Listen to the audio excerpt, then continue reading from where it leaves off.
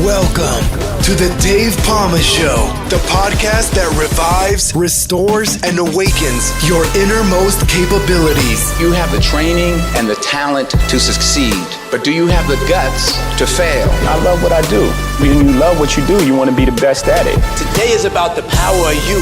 You will change the world. Find your path to success through the journey of those who have succeeded. And now, your host, Dave Palma. Hi, welcome back to the Dave Palma Show.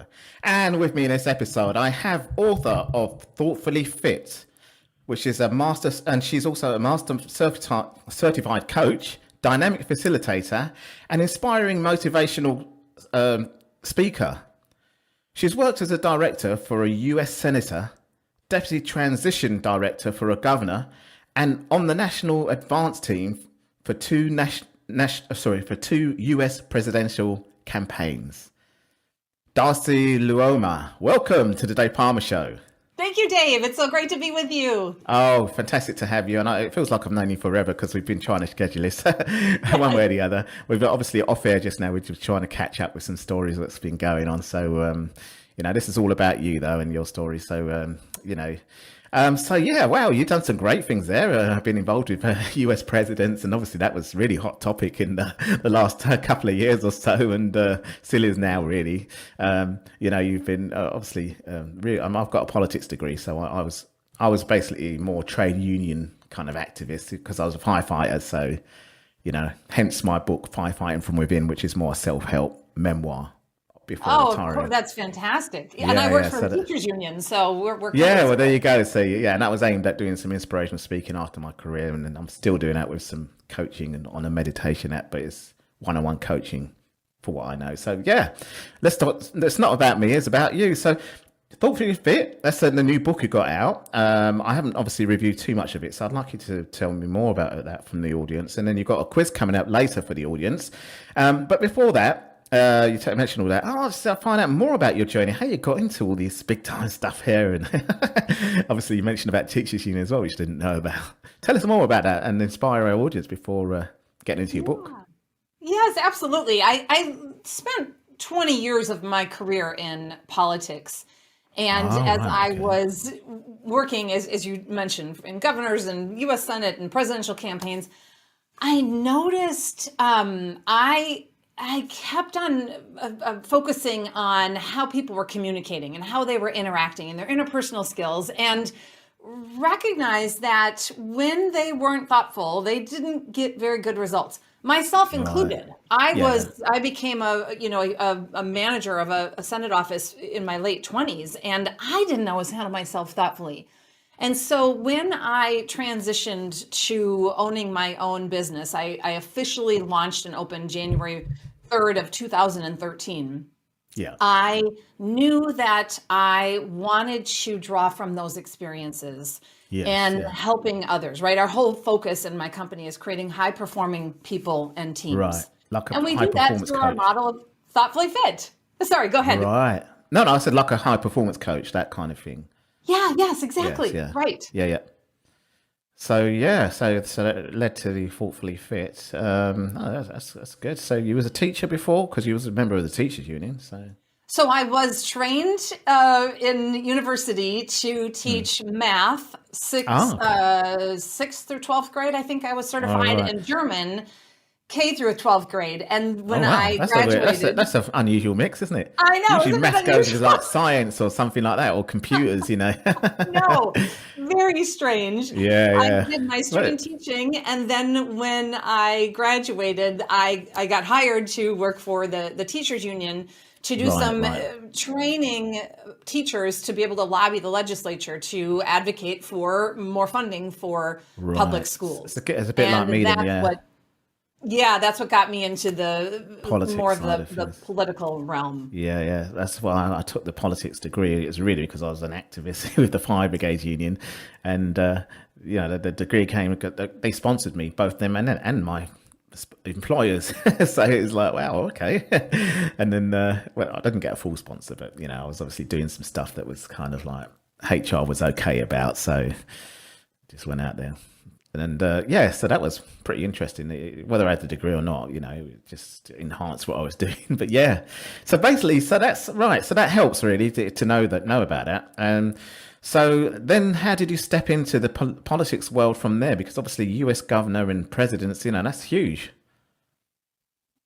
Yeah, so I was working in government relations for the teachers union, and that was the bridge to doing national campaigns, because the president would come to Madison, Wisconsin, where I was living, and I would be assigned to set up all of the logistics, the press, the site, build a crowd for these rallies. And that is really what then created the pathway to working in national advance. I worked on you may remember the presidential recount, the Bush versus Gore. I was down in Florida on the front lines for 38 days, counting hanging chads and organizing count every vote rallies. And it was insane, Dave.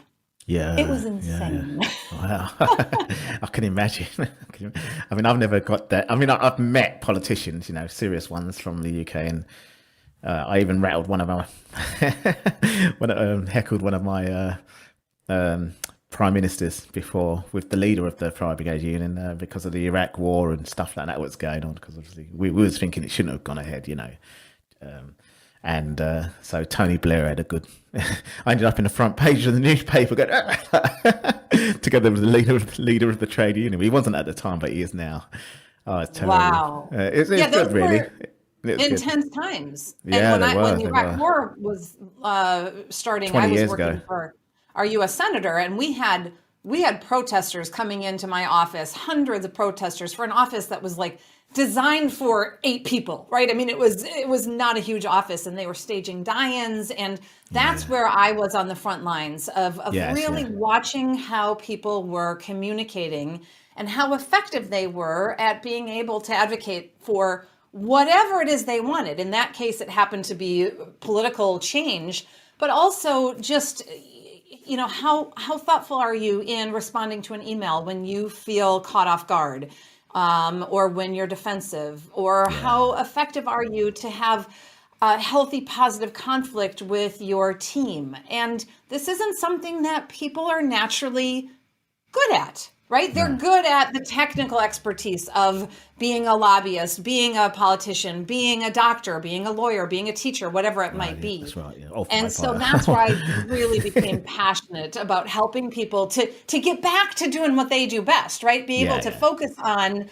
that instead of having to clean up the mess from overreacting or silently stewing. That gets in the way of them being able to focus on what they do best. That can happen, actually, and it does happen sometimes. But I think what tends to happen is probably like yourself, you were moving into this work rather than teaching, that they get more full-time in the activism stuff in the end, or the politics side, rather than staying on the front line and doing this specific role there. Talk to the teachers union. I mean, it's the same as the UK and the US. It's a very strong union. And you always hear them at the forefront of a lot of stuff and causing disruptions and stuff like that. I don't like to call it disruptions. Obviously, it's for a good cause, but you do get complaints saying, "Oh, well, yeah, but you've ruined our kids' kind of blah blah blah." But some of it's for the best, especially now during the coronavirus. I mean, the teachers are at the forefront of some of the stuff that they have to go through. As frontliners, it's for the first time, you really hear more about doctors, nurses, and teachers, more the kind of like soldiers of all this kind of stuff going on, rather than the military and police and firefighters, really. So absolutely, and even the carers, and stuff like that. They were really more looked at as the heroes, kind of thing, really. But no, I see your point there anyway, without sidetracking and digressing too much, where people should still stay focused on their roles. And it leads really, more into what we're going to talk about now, which is your book, Thoughtfully Fit. And it's quite fittingly for me, because I've always been into my fitness. I was an athlete, a track athlete at the same, and I before as a kid, I married it together with my combined it successfully together with my firefighting functional role as well. So I did stay functional, fit for my firefighting role because I had to. in line with what you're saying, is like, stay focused on what your main thing is, but it worked complemented. So even though I did the Olympic trials, my mind was back at work, and the stuff that's going on, even when we had some conflict to deal with as well. So fitness has always been my thing, and that's why I thought, yeah, you'd be a great person, and coaching and stuff like that, which is kind of what I'm doing, similar to you now, So tell us more about that transition, going into the thoughtfully fit side after.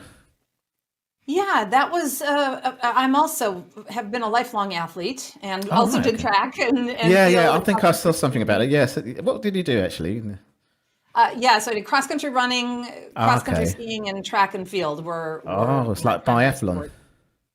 Yeah, and now for the last 23 years, I've been doing triathlons and marathons and cyclocross. Yeah, there you go. And so that was the inspiration for designing the Thoughtfully Fit model. So if you want to, if you're physically fit, every movement's easier, whether you're an athlete or whether you just want to be able to take the stairs when the elevator's out, or you just doesn't matter if you're a couch potato. Yeah, you just the first step is to get moving. Yep. The same model applies. Yep. It's like that. And really. so those principles you have to train and practice to be physically fit. In the same way, if you want to be thoughtfully fit, you want to handle yourself thoughtfully when there's adversity, when there's crisis, when you are caught off guard. Yes. You need to train and practice. You can't, it doesn't just naturally happen, right? No. So that's what the basis is for Thoughtfully Fit and for the book that I designed. And what I found, Dave, is that I've been coaching thousands of hours, hundreds and hundreds of clients over the last 15 years, and they all have similar hurdles that get in the way of being high performing. And so we did a deep dive research for 5 years of what are the hurdles that every client brings into our coaching firm. And we found there were 6 main hurdles that everybody struggles with. Right. And so Thoughtfully Fit is based around how do you clear those hurdles? How do you train and practice to be able to handle adversity, and so you can get back to doing what you do best? Yeah, well, okay. Yeah, hurdles is always a kind of an analogy you use, common analogy as well, to get through stuff, and barriers, which they, many people probably, not only just during the coronavirus, obviously, some people thrive still through it, but just in life in general, there's always some kind of, barrier in the way. So can you tell me more, take a deep delve into, the book's already published and it's been released, hasn't it? Yes. So I haven't, I normally have the content page in front of me, but perhaps we could maybe go through a quick preview of each chapter and what it really is, and, review it for our audience. Absolutely. The book goes through what those 6 hurdles are and gives case studies as well as specific strategies and a training plan for how to overcome them.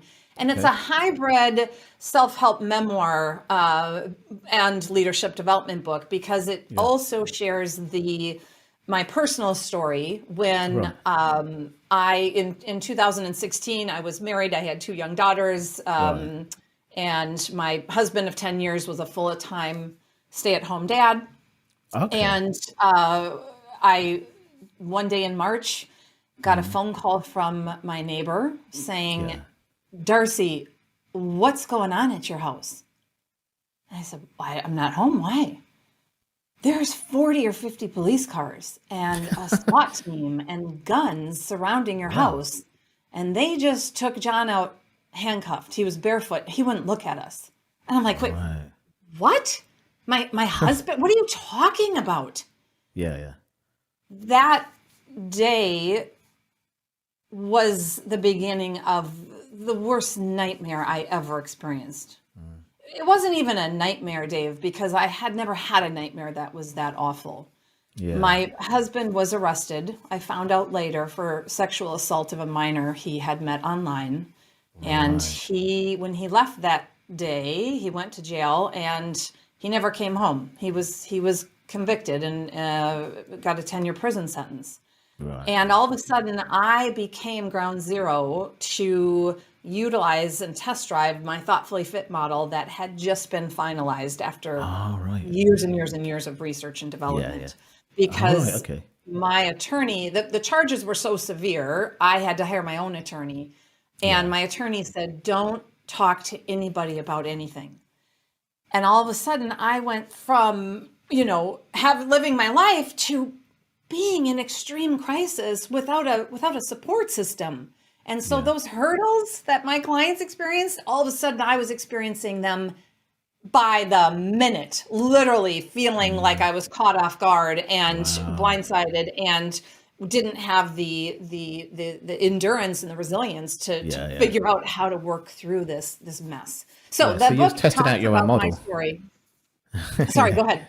Yeah, no, you're testing out your own model at the same time and then kind of like sharing it at the same time with other people. So it's quite good. Some coaches who show their vulnerability as well and say, look, I'm not perfect myself, but this is what I've learned and what I can share with you, That's how it works. So let's go into the 6 hurdles anyway. I don't want to go more into the story about what's happened now. I mean, I'm sure now it's over the 10 years and you've got back your life to where you want it now and everything. So... it's not been more than 10 years, and okay. I've been working very hard and my daughters have been working very hard to create our new life, right? I see, and not have this hurdle, this adversity, shut us down. Yeah, I'll say it's ongoing. It's sort of ongoing for you to utilize your Thoughtfully Fit model as well. Then, yeah, I use it every day. Exactly. So let's go through the hurdles, and perhaps you could even give us examples of how you use it yourself. Let's just go through the 6 hurdles and then the kind of plan. The first hurdle, we noticed in our coaching firm, clients would come in and say, "Oh my God, Darcy, there's so much to do, I can't even think." So complete overwhelm, and it ties to the Thoughtfully Fit practice of stillness. And stillness is where you quiet your mind. And you're an athlete, Dave. You know that if you want to be high performing physically, you have to rest your body. Your muscles rebuild stronger on the rest days. Yeah. Same way, people get overwhelmed and don't have good, boundaries, have a hard time saying no. Mm-hmm. Second hurdle, we would notice that clients would come in and say, "Oh, I don't handle myself the way I'd like." And so, they might come home at the end of the day, open the garage door into the kitchen and stumble over the kids' shoes and look over and see their partner is on their iPhone and hasn't started dinner. And they would sort of say, "Oh my gosh, Darce, I could feel myself, the negativity spiraling. And I knew I wasn't going to handle myself the way I'd like. And it just made things worse, but I couldn't stop it in the moment." Yeah. That's the Thoughtfully Fit practice of strength, which strength is about being able to consciously choose how you show up in every situation. Yeah. And it's sometimes a heavy lift when you're feeling angry and frustrated. Yeah. Want me to keep going? Yeah. Yeah. Okay. All right. So third hurdle, I feel stuck. Yeah. So people get stuck in a project, they don't know how to move forward, stuck in a job where they are feeling unfulfilled, stuck in a relationship. And the reality is, if people get stuck because they're doing challenging, hard things. Yeah. And if you didn't get stuck, you might just be bored and stalled out. The critical factor is, though, that when you're stuck, you can have the resilience and the grit and the growth mindset to overcome those obstacles to get unstuck instead of quitting altogether. And so that's the Thoughtfully Fit practice of endurance. And that's all about being able to overcome those obstacles to get unstuck. Right, I see. Yeah. Okay. Hurdle number 4. Yep. Some version of "I'd be fine if only you were different." So we would notice that we would have clients coming into their coaching session saying, "Okay, here's what I want to focus on. How can I get my boss to behave differently? How can I change my neighbor? How can I get my kids to put the dishes in the dishwasher instead of, piling them on the sink? Oh, I'm so frustrated. And they would put a lot of energy into trying to change somebody else, which of course we know you can't. And would life be better? Would you be happier if somebody would change? If your boss would smile when they walked in? Of course. And when you're putting energy into trying to change someone else, it just makes it more exhausting. And so this is the thoughtfully fit practice of flexibility. Flexibility is being able to stretch to accept others just as they are. And if you can't accept somebody how they are, can you at least accept the fact that you can't change them? And then put your energy instead on what you can control, how you're going to respond, what boundaries you're going to set, right? Instead of trying to put your energy into changing them. Right. 2 more hurdles. You want me to finish up? 2 more, yep. Yep, okay. I think this is more of a 400-meter hurdle race than a 100-meter. Yeah, right. So the 5th hurdle is I have relationships that don't work. Right. So, maybe you're over functioning and the other person is like giving you all the work and delegating and you're starting to feel angry and resentful. There's lots of reasons relationships don't work. And so that's the hurdle is in the thoughtfully fit practice is balance. And how do you balance what you want and need in a relationship with the other person and what they want and need so that you can find a win-win instead of being in a lose-win or a win-lose situation? Yeah. Okay. And then the last hurdle is I don't handle myself. I react poorly when blindsided. So, you're in a board meeting and somebody criticizes you in front of everybody. And instead of pausing to think and to get curious. To get composed. And then be composed, right? You get defensive, you blame, you get angry, you get overheated, you shut down, you stonewall, whatever it might be. So reacting poorly when blindsided is tied to the thoughtfully fit practice of agility, which is about being able to respond thoughtfully when you're blindsided instead of reacting on autopilot. Yeah. Because I know that the work I'm doing to do mine is that there's 2 brains. There's a pre-cortex and the limbic brain. So it kind of switches to the limbic brain, the old part of the brain, and then it's kind of like, the blood's being drawn there, and then you've got to learn how to bring it back. So I think that's what that training you're doing there is doing that. It's saying, no, hang on, let's be more, respond more kind of, creatively about this, not kind of fight or flight and fight this, which is a defensive side, and it doesn't help, really with moving forward and stuff like that. That's great. I mean, I don't know if you want to mind talking about it, but could you apply these to your situation, these 6 models, and just give a case study of yourself using it? I don't know. If you mind absolutely. And I mean, when giving the example that I give in the book about my story, I also give a lot of case studies of how clients struggled and how they overcame the hurdles using the thoughtfully fit model. Yeah. And also for instance, one example, Dave. After my husband was arrested, a couple days later, I had a woman call who was a mom. Her daughter went to school with my daughter, and she called me and she said, "Darcy, I need to know, did you have anything to do with this?" And I was blindsided. And my first reaction, that like reacting poorly and blindsided, my first reaction was to lash out. Like, what are you talking? Right? I mean, I felt attacked. I felt off guard. Well, it's an odd thing to say to someone, though, isn't it? Oh, it was, and it even never dawned on me, Dave, that somebody would have thought I had anything to do with this. Yeah.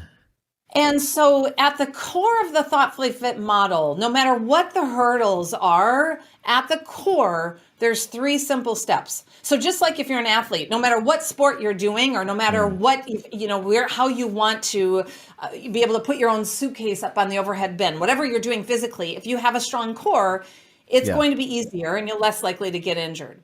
In the same way, the core of thoughtfully fit is where you focus on what you control and what your choices are.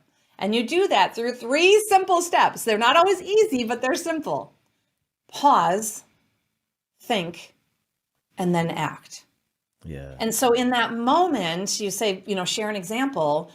My first reaction was anger, and I had to pause. I chose to pause and take a breath and think, okay, what's going on here? This is somebody who I've known for years, who I like, I'm friends with, and I'm feeling attacked. And what I recognized in that moment when I slowed down to think is that she's scared. Her daughter spent time at our house under my ex-husband's supervision. She's scared. And so by pausing to think, I was able then to act thoughtfully and say, oh my gosh, no, I didn't have anything to do with this. I felt as completely blindsided by this as you did. And then she said, well, that's fine, Darcy, but if I find out there's any pictures or videos of my daughter that the police find, I'm sending the mafia to your house. And my husband has ties to the mafia. I mean, this is, I'm not even kidding. Like, this has become my life.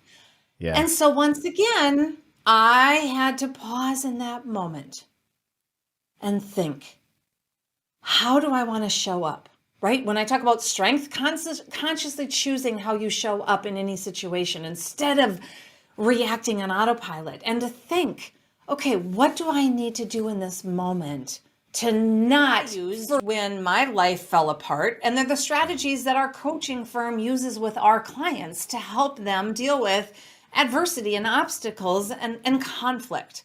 And so that's critical, because if you can identify and have self-awareness, like, oh, this is where I get, in my own way. I'm constantly trying to change other people, and I'm wasting all my energy spinning my wheels, and I'm not getting results. Then you can have some core strategies on how to overcome that. And for anybody who is, feeling like they can relate to several of the strategies, that core workout is what I'll leave your listeners with. I'll give you and everybody a challenge. Yeah, I'm going to take a look at it as well, actually, the quiz. Yeah. So just like if you want to have a strong physical core, you can't do 20 sit-ups once a month, right? Yeah. You have to do them consistently and regularly. Yeah, it takes time. Yeah. And in the same way, you need to train and practice to be able to strengthen your thoughtfully fit core.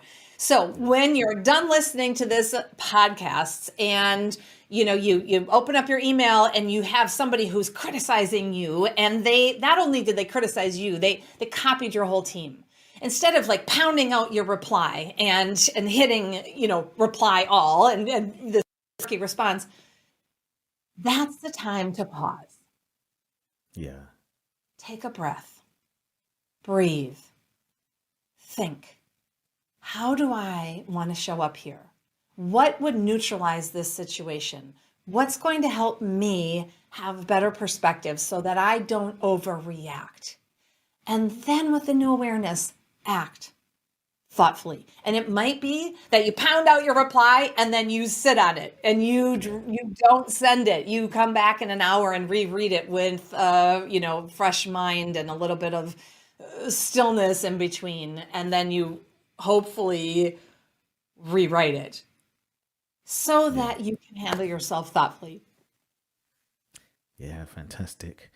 And we'll bring it back to the sports analogy and even the politics, actually, because one person going through politics and sports at the moment is this tennis player called Djokovic, who definitely got thrown this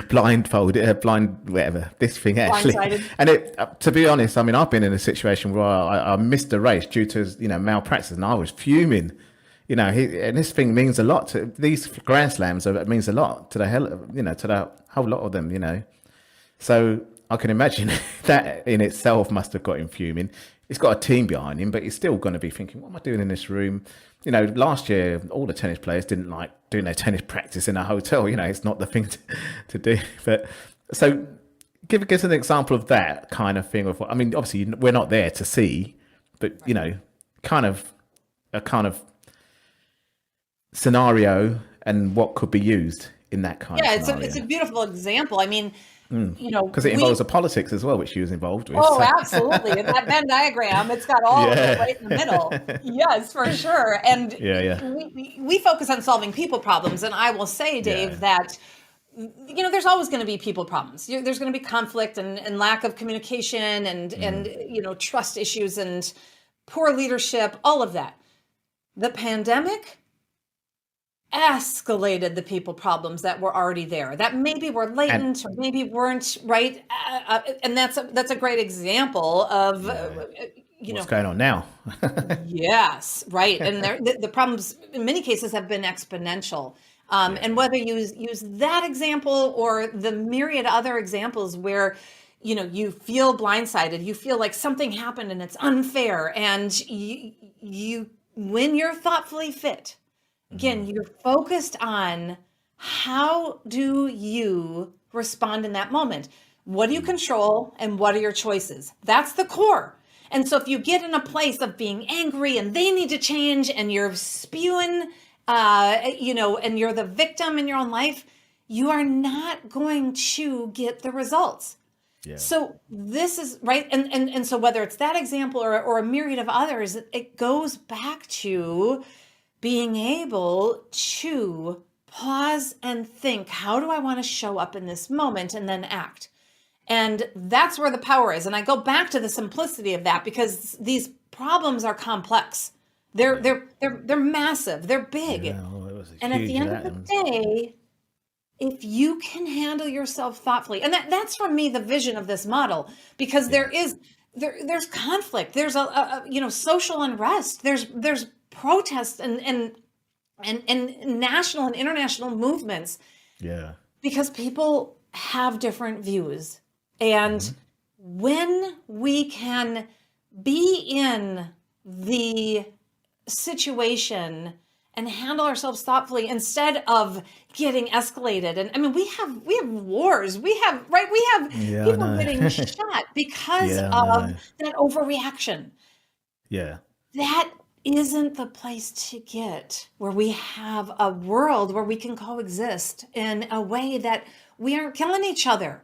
Right. So whether it's that example or others, that to me is the vision that I'm putting in the world, is how can you focus on what do I control here, and how can I handle myself thoughtfully and put water in the situation instead of throwing gasoline on the fire. Yeah. Probably one thing that was going on through, which fits into what you're talking about, is in Djokovic's mind, and it's a well said saying, especially in the UK with soccer, because that's our national sport, is keep your eye on the ball.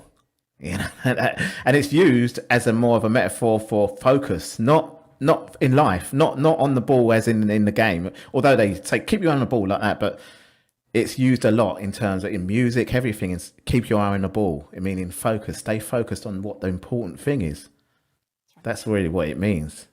It's a great metaphor, Dave, because if you're playing soccer and the ball's here and you're focused on, well, what's that guy doing? And he needs to do something different. Or a bad call from the referee or something like that. You're not going to sulk through the rest of the match.